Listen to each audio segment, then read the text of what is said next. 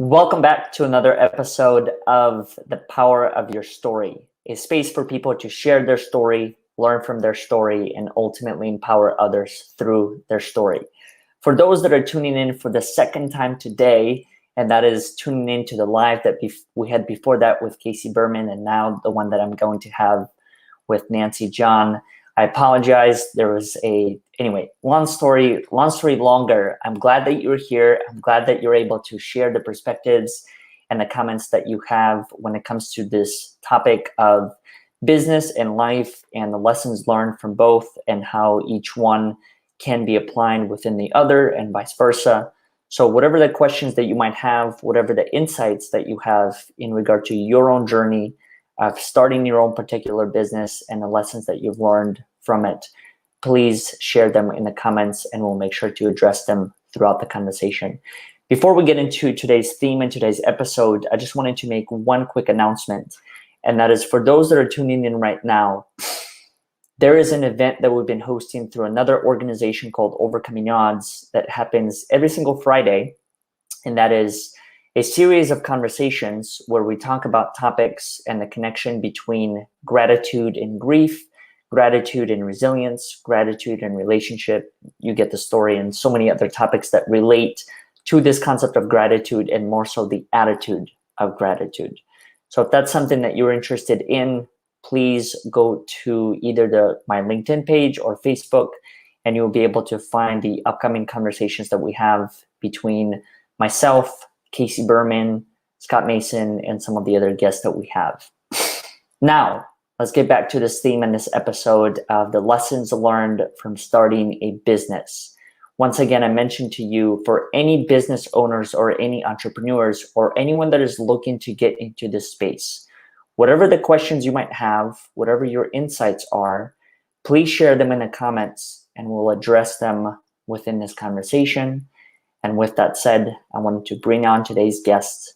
Her name is Nancy John.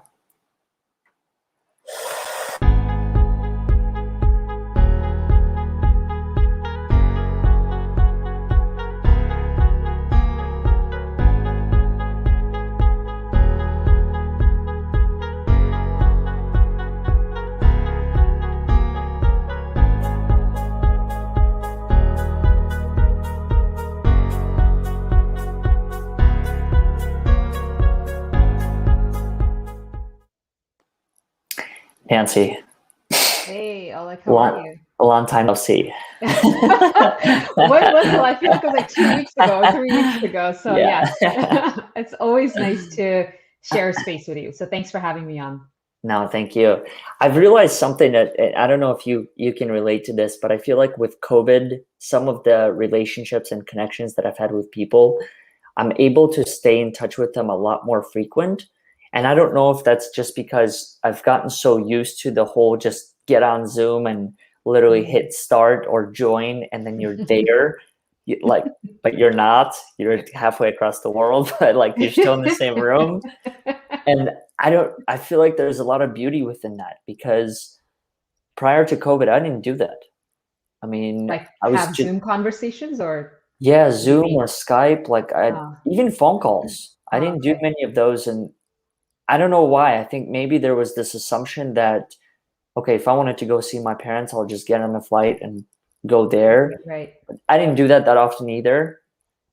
But I don't know. I think COVID really just put it in perspective and made me realize that this is something that you can do at any given moment.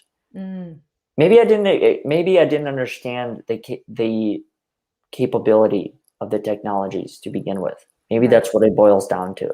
Right. Is that I didn't understand the fact that you truly can talk to anyone at any given minute of the day through the power of Zoom, Skype, and the iPhone. Yes, very true.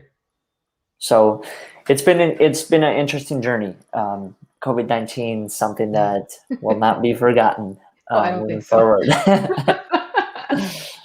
But the theme and something I wanted to talk to you about, it's the question above us, and that is, what have you learned about yourself since starting your business? You've had a very interesting journey to me in starting your own particular business and being able to learn throughout it And I think one other thing that I appreciate about who you are is that you really build it from your own lens. So you start building it, but kind of like testing it on yourself first to see whether or not things like that work for other people. Yeah. I find that to be an interesting perspective because in my opinion, not many people do that. Right. In fact, the way that I was taught business at the beginning was complete other end. Create this customer persona, go find that person, solve their problem. When the reality of the matter was, I had realized in that moment that people change. Yes. So the problems that they face might change.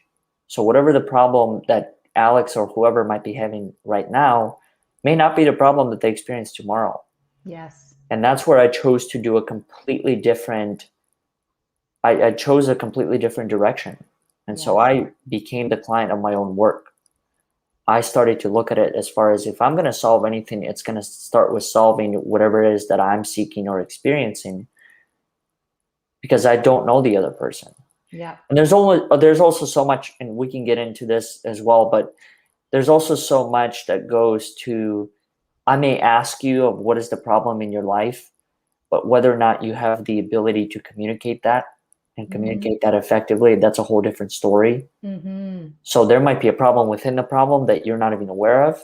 Yes. And so we might be solving that's not actually something that's going to be productive to you. Yes. Yes. Very true. How did you start to build your own business? Like, how did you take a similar approach? Like, did you become the client of your work? So, I mean, for me, I think I've shared with people before that starting my own business was something that I wanted to do for a very long time. I just, I've said that I lacked the courage to take the steps needed to take the plunge, right? To let go of the security of having a full-time job, benefits, and all those things, and to just let that go and making that decision. Because if you're in a partnership, like whether you're married or uh, you are coupled with anybody, or you have kids or dependents, or as soon as you're excuse me, connected with another person, it's also never just a decision that affects you. It's now a mutual decision that has to be made. So all of those things played into that. My real desire for wanting to do something on my own, one of the main reasons was because I've always appreciated being able to call the shots on my time. And once I became really comfortable with saying that and being okay with that, I was like, okay, well, that's kind of what I've liked. And I've always liked that. And when I was in organizations, the roles where I had the most autonomy were the ones I appreciated the most. I actually was my best in those roles. And I feel that's actually true for all of us. What autonomy looks like will be different for all of us, but I feel that we all want that as adults, especially. I think kids do too, but definitely as you get older, you're like, I've figured out my space. I feel like so that idea was a big deal for me. So then about a year and a half ago, I'm about close to 2 years now, when I ended up kind of taking that leap. It was scary, and I don't know that I had this clear idea. Some people have like a real clear idea when they step out of what that's going to look like, what they're going to do. And I did not have that. And to get okay with that was also a learning process for me. So this idea of what did I learn, I would say that question of what did I learn about myself since starting my business, I feel that the starting of my business happened at a time where I was already shaped for learning. So I don't know whether it's the business, like I don't know what the chicken or the egg is here. Is that it's kind of like this a combination of things that happened for me. So one of the things that you talked about, the idea of, where did you start or who was your client? For whatever reason, early on, I realized, and I definitely don't want to say, I'm trying to think like whether it was a self-realization, I heard somebody say, but there was this realization that I had, is that my ideal client is me. And I have now proof tested this with almost every, and you saying what you just said to me is like, yep, like that's exactly what I mean.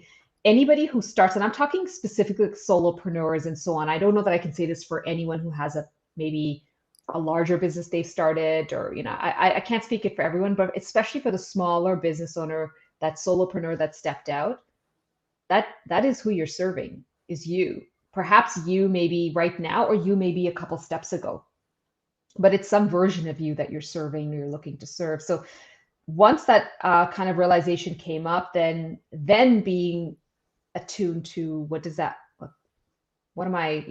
mean for me? Like, how do I operate?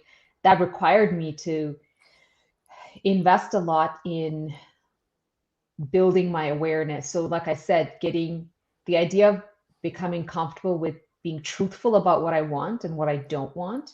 Mm-hmm. That was a big learning for me. But I realized that these learnings, I actually started from a place. Yes, I started from a place of what's a business plan? What steps would I need to take? And those are all, I feel, very normal steps to take. But I really, even though I actually helped people who were starting businesses in my previous career, that was one of the things that I did. I was actually part of the sales training, part of helping people start up, like business development side of things. But I started to realize there's one thing to know something and one thing to like know it. And Yes. so even though I had a head knowledge about it, the kind of experiential living out of it was, okay, well, what does this mean for me? And what I really recognized was, what I need right now is to address certain things that are internal to me. My business will be a benefactor of the work that I will do internally.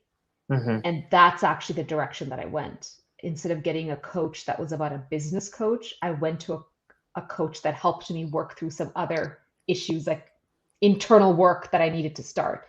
And 100%, then it just kind of set me up for the clarity on other areas from a business perspective. So that's one of the things I would say was a big learning for me, was the starting point was actually not external. It was actually quite internal.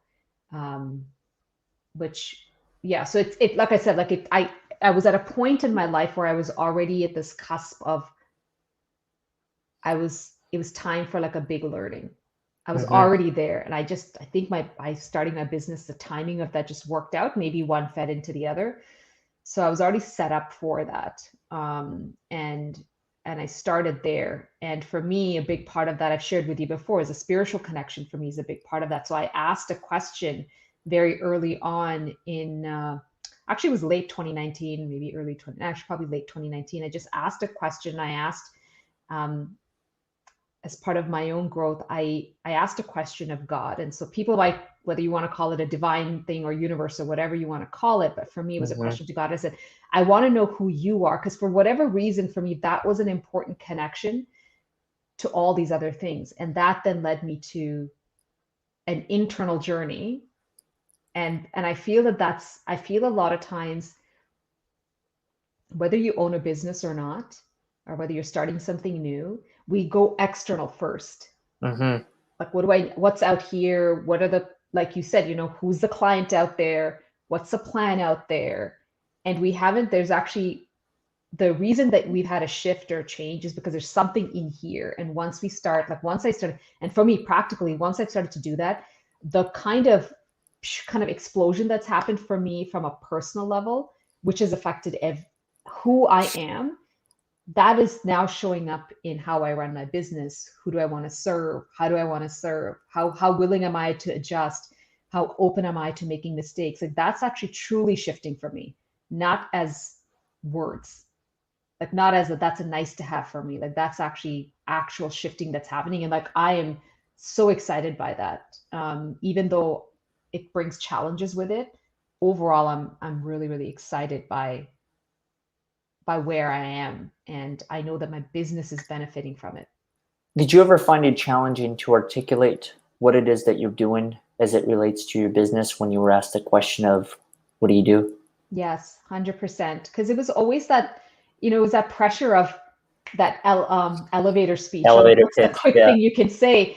And I remember like fumbling over it, because I would say these words that sounded like they felt like they should sound good, but they just didn't feel like, I don't feel anything as I said it. So I actually didn't believe it. And because I didn't believe it, my delivery was not believable. And then I'm sure, like, however it landed on the other person. So yeah, 100% that was there. And I would really like for anybody who's starting something new, I just encourage you, like it really is just a matter of keep doing it. Like there's no other, I can't tell you another, from my experience, another answer to that question, because even now, where I am, I consider myself to be at the beginning. Mm-hmm. And I hope I always feel that way. Like, I hope I always feel that I'm at the cusp of something, that I'm like, yes, like there's still more to go.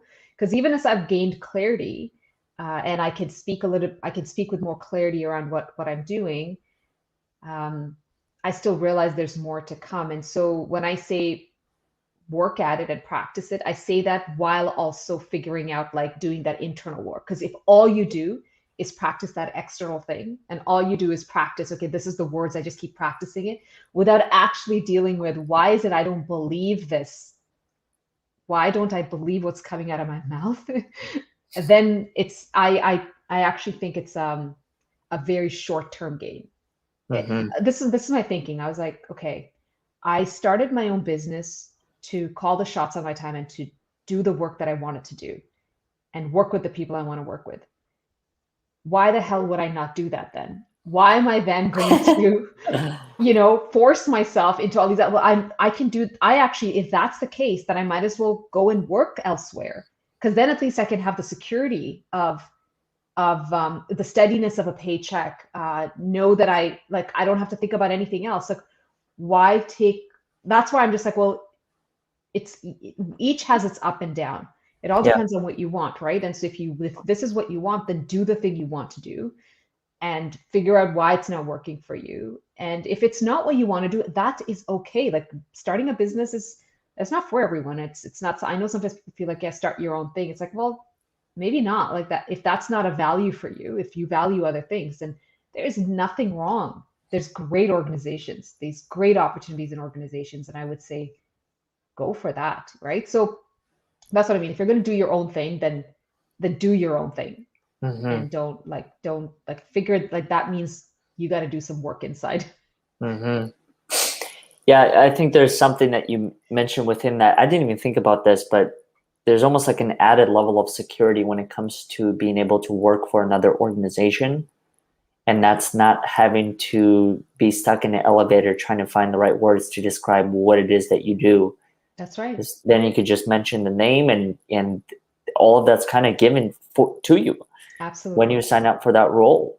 I mean, Yes. you have the company's vision, mission, and everything that you need to describe that. I didn't even think about it. That's another level of security, that Credibility. credibility as That's, and well. that's for anyone who's starting anything new. We're all like, okay, I'll speak for myself. It's always that credibility of, like, am I credible? Yeah, Do I have what you would actually be interested in? Am I someone who creates curiosity for you? yeah. Or am I just confusing? But if I tack on an organization's name and say that, oh, we're one of the top 5 banks, but That's it. That's all you have to that's it. say. That's all I have to do. You don't even have to say what you do as a bank. That's You it. just have to mention the fact that you're top 5, top 10, That's and right. all of a sudden you've built all the credibility that's needed in order for me to possibly do business with you. That's right. And I could be doing the exact same work in that Yeah, organization as I am yeah. doing now, which is pretty much what most people who start their businesses are doing. It's just that all of a sudden it's become this, well, now I'm new. Well, and Yeah. I've actually said this now. I repeat this several times. I say, I'm not new. My business is new. I have been Mm, doing my work for over 15 years. yeah. So I am not new. Hmm. And that was something for me to also absorb for myself, like for my benefit, to say, yeah, Nancy, you're not new. Hmm. Where do you think clarity comes from? Is it the experience or is it something else? Yeah, I mean, I think it's a combination of things. For me, I would say certainly the experience, the practice Hmm. of it. And it depends on what we're talking about, the mistake around it, the mistake of not being clear. Hmm. So I think about, so for me right now, communication is a really big thing that I'm focused in on. So my work, um, as a leadership first person who's focused on leadership development. So the core of the work that I do through Seed Leadership is around building future leaders. Like that was like the spirit behind what caused us to start it. So one of the areas that I've honed in or began to hone in on is working with introverted leaders And the reason I focus there is one, because being an introvert myself, I recognize some of the preconceived notions and Yes. myths that surround Mm-hmm. it. And Mm-hmm. the idea of communication was something that also comes up here very frequently. People want to be able to communicate more persuasively, and especially introverts. I won't say all, but I would say definitely introverts have a second guessing around their ability to do that. Mm-hmm. I certainly come across that myself. And so when I think about, like, even as I think about my communication, the clarity of my communication, sometimes recognizing clarity happens like if I give myself pause to think about something. So that gives me a bit more clarity, because I would say, again, majority of introverts were processing everything internally anyways. And so there is so much happening inside of us that to then find clarity in something requires a little bit of, okay, let me step back, Mm-hmm. pull back a little bit, take a look, Reflection. reflect on it, and then I can come back in again. So I feel that time is part of getting clarity in my experience. How you mentioned experience is a bit of clarity, because I made that mistake and I'm like, gosh, I can't believe I did that again. What was that about? Right. And so I've Yeah. had a couple of conversations that I had in the past week that were just like, I couldn't get it out of my mind. I was like, okay, what's bugging me about this? And once I had to, as I worked it out, right? Like, it's that time, but had I not done the experience, I would not have known that that's a possibility. So it's the idea of mistakes and forgiving. And I think the ability to forgive ourselves for that mistake and get past it Yes. is needed for the clarity. Otherwise, all we're doing is churning about it. Mm-hmm. But the mistakes are part of it. So to your point, experience, a good and bad experiences are part of clarity for me. Yeah. So for me, a lot of times, in addition with communication, one of the areas that I find that's very connected is emotions. And I've been doing a lot of, so you talked earlier about, Nancy, you focus on working it through yourself and then saying, Mm-hmm. okay, this is how I can experientially say. And that's important to me, because I do want to be able to say, this has been my process and this is what I did. And so the emotion component has been a big piece for me lately, along with the communication, because for me, both of them get tied. Because if we are heightened emotionally, whether it's like super negative, whatever the kind of not so good feeling emotions are, or like we're heightened with really happy emotions, those are points where our clarity in what we communicate, what we're thinking, is also not probably at its optimal. Like, we are biased on either of those sides at that point. Mm-hmm. And so, getting clarity at that time, what's one of the things that's helped me is writing. And that just means taking like a few minutes. Like, if something is just like, I'm like, you know what, this thing is not letting me go. I can't figure this out. If that means I got to take a couple minutes and just write it down, that's another thing that I find helps with clarity. And I feel like these are techniques. I know I speak when I say it's about around introversion. I feel that it can be helpful for a lot of people, but definitely those who are finding it like you're like feeling stuffed up inside, it's very, very difficult to get clarity in those moments. So if anybody's starting a business, you're already overwhelmed. You're like, what's going to happen for money? When am I going to get my Yeah. next client? Is anybody going to like me? Do I have anything people want to share? That networking event didn't go well. I don't think anybody cares about what I have to do. Like, all of these things every single day, all the time. Then yeah, like, you have to find techniques for, well, how do I do that? And that's why I keep saying, you have to, it's an internal journey, everyone. Yeah. It's not a journey everybody wants to make, but I would highly encourage you, because it is an amazing thing. Like, it's scary, Yeah. it's amazing. And I'm so, wow, like, I'm so happy that I have stepped into that path, because it's like, it's actually got nothing, it's not just about my business. That's what's Yeah. amazing about it. It's actually, my business is only a part of me. I would say It's that's a about who you learning of become. mine. Exactly. Your business is not you. It is a part of you. You are much, much, much more than your Mm-hmm. business, because your Mm-hmm. business can go tomorrow. You still remain. So I think Yeah. that's an important piece as well to remember as part of this journey. Yeah. Michelle Atkins has joined us here. I was trying to think of Yes. a way to describe the Saturday. I was going to say like Saturday morning courageous conversation, or that's definitely not a Yes. word, but No, I like that. to get to the Conversationer. point. We can make that up.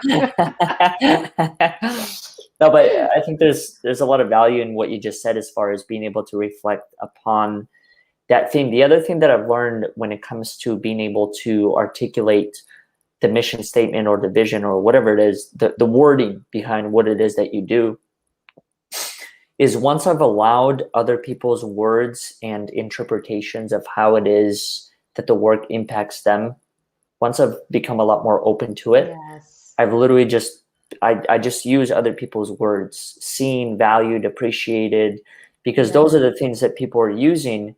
So and that was a big difference and a big moment of recognition for me, where I understood that, why am I trying to create a language to a business when the reality of the matter is the language is, it already exists. All you have to do is just ask the question, what difference is X, Y, and Z making in your life?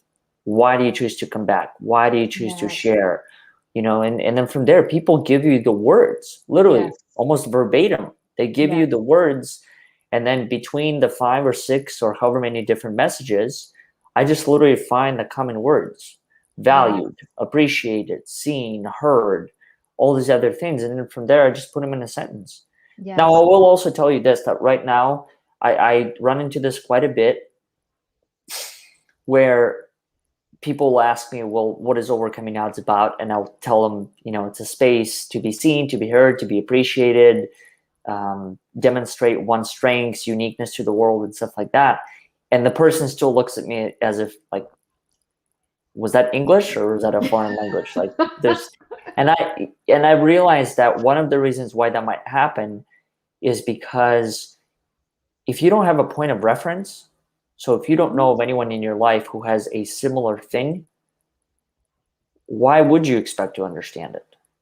If you've never come across a quote unquote coach or someone like Tony Robbins, Oprah Winfrey, whoever, that can give you some comparison point, well, then you have no reference point. And that's why those terms may appear as foreign objects. But yeah, I know for me, that was just a huge, huge thing. When I stopped trying to define it myself and just literally let the words come to me by listening to other people, it's like, awesome. Yes. Now I no longer have to spend a week trying to come up with a mission statement. Yes. I just listen to what people are saying. Yeah. And so it's interesting, like, so I'm kind of looking at even what Lachelle wrote here on the idea of listening to the words rather than compare ourselves with others and try to compete. Mm-hmm. That in hearing you talk, there's an allowing of it. Yeah. Right. So there's an allowing of it versus a comparing of it. Yeah. And I think that's the difference. Is we also have to recognize that we're not always in a place to allow something. And that's kind of why I come back to, like, recognize where are you in your journey and respect that part of you. Mm-hmm. The thing is, once you recognize it, then you're like, okay, great. So now I can figure out whether it's whatever next step is, or if there's a next step or whatever that might look like. But I think this idea of listening to other people, that means, like, and you're the one, I've shared this before, like, one of your strengths is the asking of questions. So you're already leaning into a strength of yours. And then just kind of leaving the space open for people to actually, you're allowing it to come through. You can easily ask a question and just be like, okay, well, that's all well and good, right? Because because the reality is, us asking doesn't mean we have to actually allow anything in. So the ability to allow things in. And what I find sometimes is that for people sometimes are also looking for a very practical answer to something. Yes. So for example, if we say, like, it's a place where you're valued, heard, and seen, they're like, okay, what, like, so is it a call? Is it a meeting? Like, is it a workshop? And so that's what I figured out as well, is sometimes for people, the clarity is a very practical. They're just like, I just want to know, what are you? So that's helpful for me to say, like, how do I create enough clarity without giving too much info? Because that was another challenge I was having, where I was giving way too much info and I actually wasn't connecting. Like, I was getting a lot of, share information with me, and that was it. And so one of the things this year, I invested in working with someone to help me with, like, marketing and sales, because it is not my natural strength to be there. Even though I can understand the concepts, it was like, okay, well, I don't want to say have to figure everything out on my own. There's things that work. What works? And so that was just that understanding of how do you, with clarity, share something, but just enough of it without saying, well, here, Oleg, here's something for you to look at. Even though you might say, Nancy will send me something that I can read ahead of time. It's kind of finding that balance as a business owner, understanding and respecting your process is also a big part of the learning. It is your process, and having a process actually builds trust in the other person. If I don't have a process and I'm like super willy-nilly, you're not going to trust me. Like, let's say you and I didn't know each other and our first interaction was you're like interested to find out about a program that I'm running, and you don't get a sense that I have some structure around the call that I'm doing. You're going to feel, whether you verbally or even consciously do it, you are subconsciously going to feel a little bit unsteady. Yes. And that unsteadiness you're going to apply to me, which you'll apply to my work and be like, oh, I don't really know that I want to work with her. And so when I talk about clarity, that's part of what is the work for me as well, is to say, how do I get, again, we come back to that internal work. How do I get comfortable with what is it that I am delivering? This is my process. And that's not about being rigid about a process, not like, oh, like I can't move from this, but at the same time, having some level, like it's your process. You're walking people through it. So having some level of structure gives people confidence that you know what you're doing. Now, that doesn't mean that actually might even help to say, you know what, actually, I recognize there's a process and I see that this is not exactly what I'm looking for. Like, what this programming offering is not what I'm looking for. There is nothing wrong with that. That actually is a great thing for it to happen early, rather than somebody walk away going like, I don't really know that I would want to work. Like, I don't know, it was weird. Like, I'm not really sure what happened there. So I feel that that's another piece as a business owner, is it may not come right away, but just start to figure out what is my process and know that it's actually completely acceptable and helpful for you to take people through your process. It is your business. You know your process. So learn that. And look, it took me 5 years to get to this point, maybe even longer than that, where I can articulate it in the way that I do. Yes. There were times I don't even know where to start, how I described what I did, and it had its own phases. There were times where I didn't even answer that question, because I just said to the person, I don't know. Go to the website, figure it out. I didn't know how else to describe it. And I think I think there's a huge, in my opinion, there's a huge expectation that question of what do you do carries with it, that oftentimes doesn't get the acknowledgement. And it's a very difficult question to answer, because if you do associate yourself as the business, therefore your entire existence is being literally put into that one sentence. Yeah. And I think what you just said, as far as choosing to differentiate between your business and who you are, and being more interested in the person that you become, regardless of the outcome of the business, it's important. Yes. I mean, you're right. Tomorrow, everything might change, and the business and everything may no longer be of service to other people. Yes. And so what do you do in that situation? Do you look at yourself as failure? Do you look at yourself as someone who didn't reach your highest potential because what you were doing yesterday no longer is in need today? Yeah. So having I don't know what it is, courage maybe, to just understand that a business is just a business. It's just, I look at it this way. I think it was Gary Vaynerchuk that said this perfectly. I was watching his video 4 years ago, and I remember he said, think about this concept of a niche is not necessarily being able to focus on that one thing, but think of yourself as the niche, and everything surrounding you, all the different experiences. So your interest in sports, personal development, coaching, X, Y, and Z, those are specific experiences that you can tap into and show your niche of who you are to that particular space. Right. And I just thought it was so profound, because it's kind of like backwards from how I was taught. I was taught to go find the niche and put yourself in that hole and find a way to make it. Yes. And then I'm just like, I don't really like it here. I don't like being boxed in. I don't like being, you can only be this. You can only do that. Yes. There was something about it from the very first step that just didn't make sense to me. Yes. And I committed to myself. I'm like, I'm not going to do that. And good on you. Like you've obviously, I think it always helps. Like I would say, it's great that if you can start it early, learn it young, that's awesome. But I also say this to let people know it is never too late. So I'm not even talking Correct. about from a business perspective. I'm talking about from your life. It's actually never too late. So To do anything.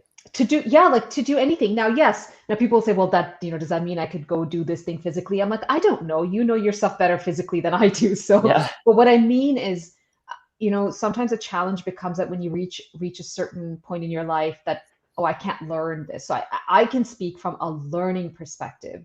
Mm-hmm. It is actually not too late to take something on, to learn it, to readjust, to and that's one of the things that I can say being. So when I started my business, I was, I think, yeah, I was 39. So I was at the cusp of, getting to 40 and stuff. And so people, like, it becomes one of those, like, 40s when I was like, oh my gosh, what's next? And, it can lead to all this midlife crisis kind of moments.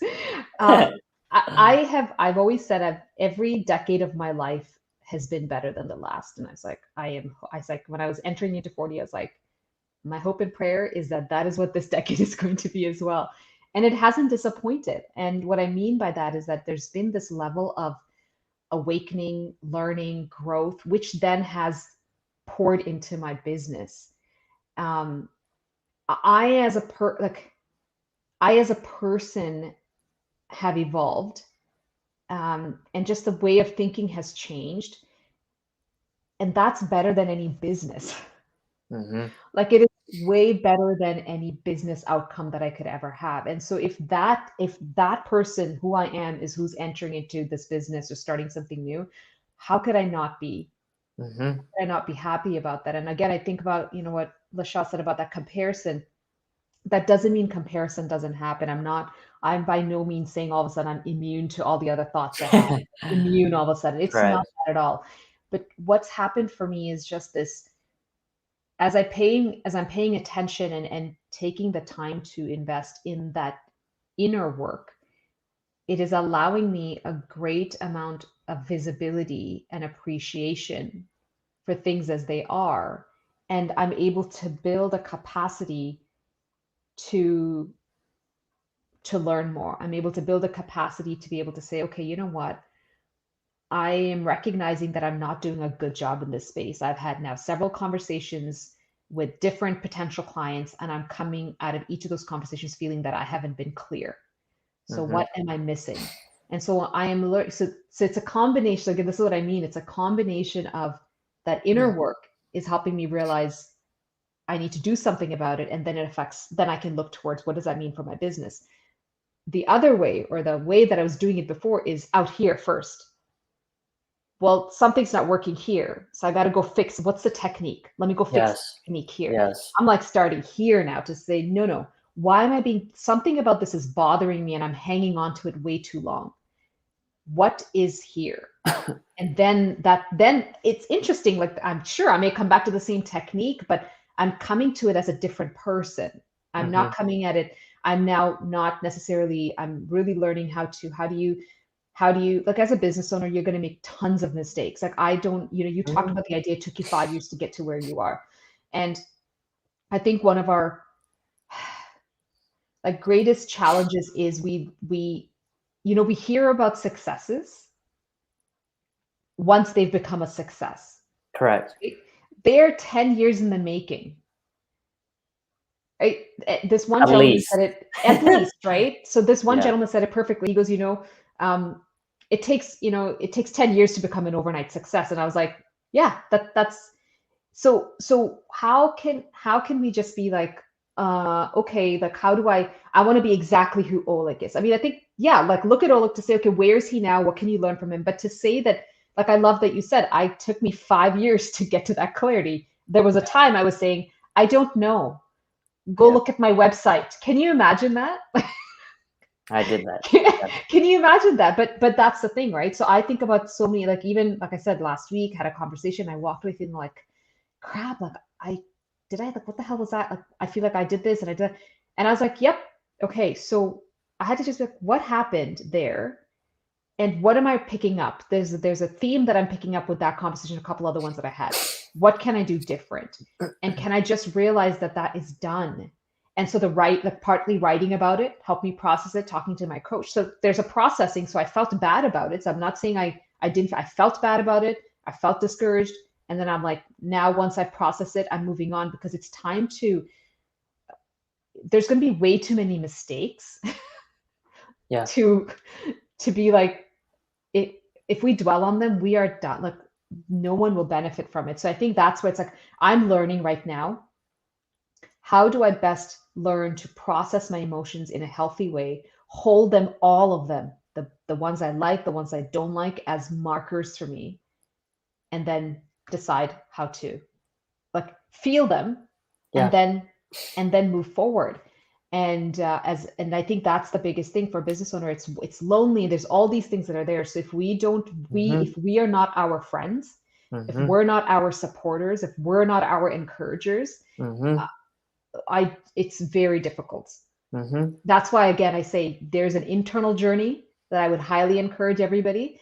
You don't have to spend. It's a partnership. So I'm not saying you need to spend a year to do that and then come. No, I kind of am doing it side by side, but it actually happens much more quickly. As soon as you start it, it happens much more quickly than you think. But I would say don't bypass that. Like, that would be a big thing that I would share with folks.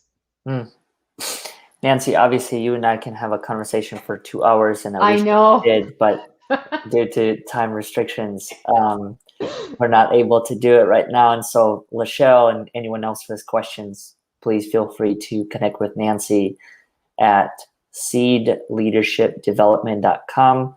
I know that you and Lachelle are connected, so you guys can find other ways, LinkedIn, Facebook, wherever it is. But before I create the space for you to talk about different ways that people can find you, I'm curious to hear, this is something that you mentioned prior in the conversation, and that's this concept of leadership. Why is it important for you to be a leader?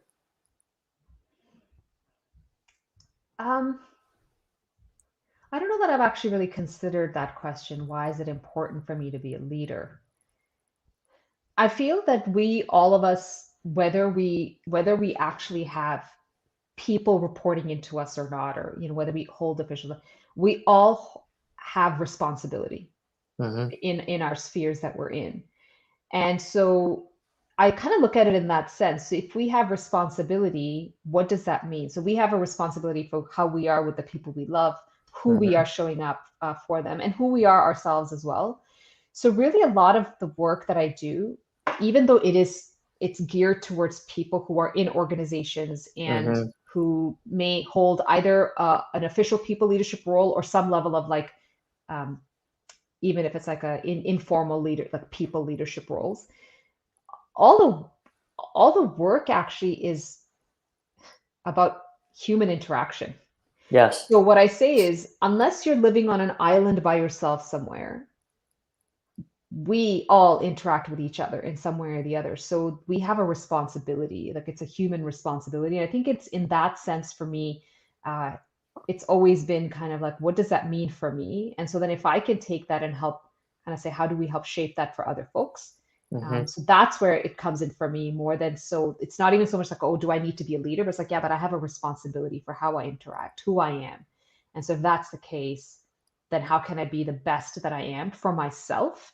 And then for the people around me. And so that's the viewpoint that I'm coming at it with. And that's kind of the clarity I have about it now. Tell me a little bit more about the Seed leadership. What is it? And do you have anything that's coming up within that? Yeah. So Seed Leadership, as I mentioned, it's a leadership development for a firm. I started it with my husband about 1.5 years ago, almost 2 years. And so I didn't know that. Yeah, the two of you do it. That's awesome. Yeah. I didn't know that. We both. So, but we made a decision that I'm the person taking a leap with it now. We couldn't have both of us invest 100%. He does a little bit, but I am the face and kind of the muscle behind this organization right now. But really, in spirit, it's the both of us. And so our work, as I said, was always around building the idea of building future leaders. And so one of the areas that I'm really focused in on right now is working with, especially with introverted leaders, Mm-hmm. focusing in on three specific areas. And there I mentioned communication. So one of them is around communicating more persuasively. Secondly, around building stakeholder partnerships, like how do you go about building better partnerships, solid partnerships with people around you, and then being able to deliver difficult messages. So they're all interconnected, that work. And what we found is that for introverts especially, these tend to be some key areas to Mm-hmm. focus in on. And so I have a 90-day program that I have currently, where I'm enrolling people coming in who are looking to specifically have outcomes in these three areas. So if anyone's interested, if that's something that resonates with you, these outcomes, then please reach out to me. I would say LinkedIn is one of the best ways Mm-hmm. to connect with me on there. Now, for anyone that's tuning in and is curious about whether or not leadership is something that's actually within them, what question would you advise them on trying to answer in order to understand whether or not they're a leader? I would say if you're already asking yourself and you're wondering whether you are or not, you are already asking the question. Mm-hmm. It's like, so I would just inquire, why is this even coming up for me at this point? Something has triggered it. So how did this rise up for me? What about this moment is causing me to ask this question? And then that will help you start chipping. And from there, you'll start chipping away. You'll Mm-hmm. start to say, well, this is what I'm seeing. And so, okay, what does that mean for me? But I would say if you're already thinking, is it for me? Then you're already asking the question that starts you off. And so I would say start there and inquire why it even popped up for you. Nancy, you're awesome. Just the insights, the Thanks, stories, Oleg. everything Sure. you bring in. It's just effortless having a conversation with you, and I just really Absolutely. appreciate you for being a part of this. Thank you again for, yeah, I love sharing this space with you, as I said before. So thanks again for this. And yeah, it's awesome.